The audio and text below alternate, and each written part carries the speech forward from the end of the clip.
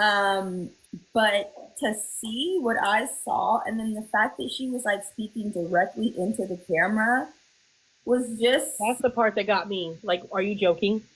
yeah. And then for her to say, well, Jaden actually could call me and text me. You could call and text Gary. No, she's blocked. She's blocked from everything. She's blocked Well, from my phone everything. number, and I don't know why the hell she would think she ain't blocked from my phone. So I'm not doing anything to Amber she has not done to everybody else. I'm tired of her. You want to troll Leah? I'm gonna troll you. Right. Leah's a 16-year-old girl. And I'm actually not gonna troll because I really am done with this situation. I didn't. I actually did not expect it to blow up the way that it. Right. Because it kind of just like whooshed overnight. Mm-hmm. Um, but yeah, I'm not gonna keep going on and on about her. I don't want to beat a dead horse. She knows she's a deadbeat mother, and this. I'm gonna say something so honest that people don't know about me. You know, I have a stepfather who is amazing. He's kind of like a Christina, and Mm-hmm. I also have a biological father who still struggles with addiction abuse, still is very inconsistent, has been my whole life. And he recently called me and he says, you know, I want to get to know you.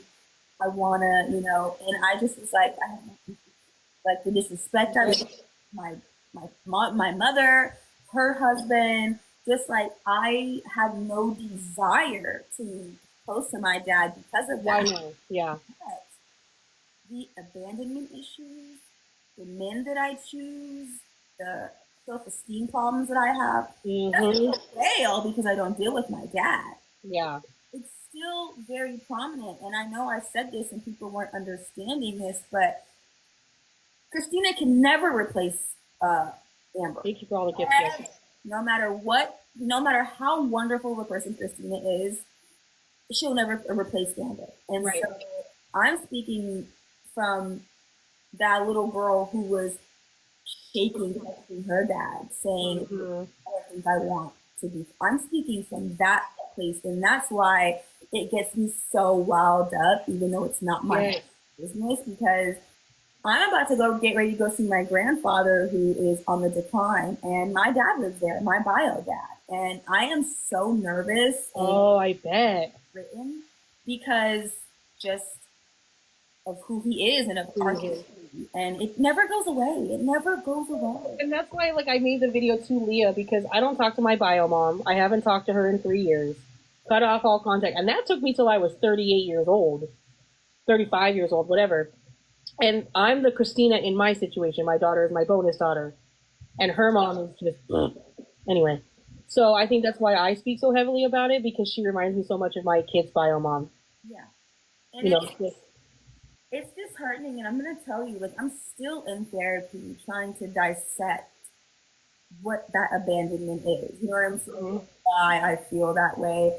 That's why I'm so close. Try to be so close to my daughter, and my daughter's in therapy because you know I've seen a lot of people say, "Well, you've let Holly see a lot of things, you and Bar," and while that may be true, my rebuttal to that is all throughout that I have maintained custody of my daughter, and I've managed to put her first Yeah, while being in a situation that wasn't good, a bad mental health space, you know, because people don't know this, but I was on Lexapro. I was on every SSRI they could give me for depression and anxiety, girl.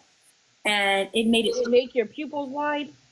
no, but it made me up at 3 a.m. like her, jittery. And Uh, I had like, you know, night terrors, night sweats. Got the hell off of that shit quicker than they got it to me. that's a thing. Um, I was on Alexa Pro after my kid died too, and it yeah. gave me such vivid nightmares. I felt Oh like my God, didn't you people were feel like sitting you on woke up top in of me. sweat? Yeah. Yes. Yeah. Yep. So I got Oh, off that the was cute. Pro, and then they wanted to give me a benzodiazepine, which is like a Xanax or. Uh-huh. And I was like, no, because I've been very transparent that I used to do Xanax back in the day, and I don't want to get it. But also, you can't be a parent when you're a zombie. Right. I'm on the PTA. Okay. I show up for school breaks. I show up for school runs. I Yep. read to my daughter's class. I am always around. And so I'm not trying to down Amber, but what I'm saying is everybody in this world has a reason to unalive themselves. All those parts. Whether it's a dead parent, a dead brother, a heartbreak, a foreclosure on a house you dreamt of buying, whatever it is, everybody in this world has a reason to not show up. Right. And every day you have to choose to show up. And she did not make those choices. And now it would be different if she would come on here and be like, you know what, guys, I really was a terrible fucking mom, which she has said. She has gone on camera to say it, but all the time. You say, I didn't cause her any trauma, as if we didn't watch you rip her out of Gary's arms as a child. As if we didn't watch you toss her on a bed in a car seat so you could beat the fuck out of Gary in a corner. Like, be so fucking for real right now. It would be different if she took accountability. It would be different if she said, you know what, I did these things. I'm going to take accountability. I'm going to, really, even if a therapist said she hasn't gone to therapy consistently, that's part of it. And as much, and here's the thing that I have to say about this. It doesn't matter what Gary says. People who use this excuse kill me. There are two parents, and it is assumed that both parents have rights to that child, unless it is divvied up differently by a judge. So if she feels like Gary is so evil, so this, so that, she could have taken Gary to court a million times ago. Yep, anytime. And the judge isn't going to give a fuck about how Gary feels about Amber. The judge is going to look at what's best for the child. That's right. Amber was best for the child, and she could prove that. She would have went to court. She would have got her custodial rights, whatever that be, weekend visitation, whatever, and that could have been handled. But from what I see, Gary's doing the best he can, raising a little girl that has, he doesn't know about fucking periods and fucking sex and all these things. Right. Christina is there to do those things. Exactly. You know what I'm saying? But if Amber really felt like Gary was all of these things, and the allegations, I just won't repeat, because I feel like Gary should have taken every last couch she owns. I feel like he should have gone to court immediately. I feel like he should have pressed charges, defamation of character, whatever.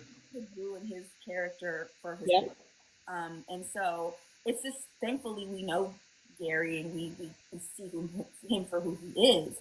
But I mean, if she really felt that way, then I think she called the FBI more times looking for Mr. Clean than she did the judge trying to get custody of her kid. That's the thing. And now she won't go to court because Leah's 16. Okay, but Leah hasn't always been 16.